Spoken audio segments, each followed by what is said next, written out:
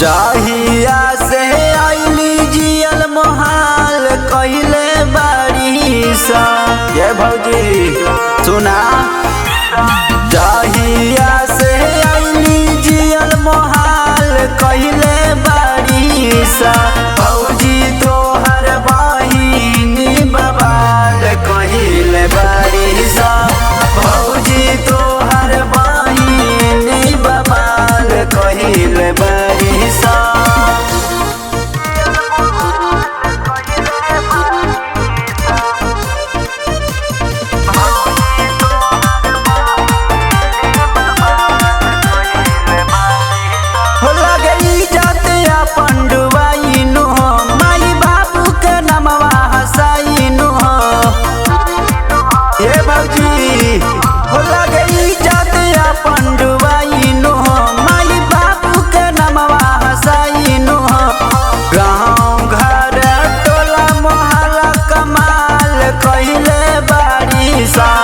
गाँव घर टोला मोहल्ला कमाल कहिले बारी सा।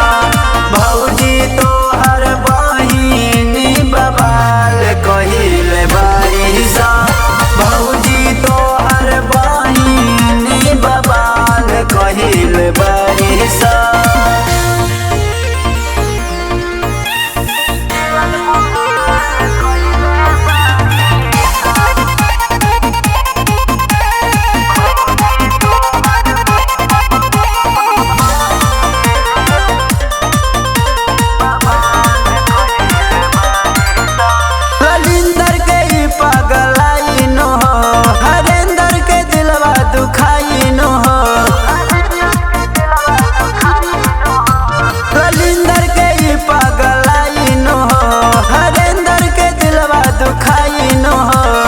दीपक बिहारी से भोला सवाल कहिले बारी सा।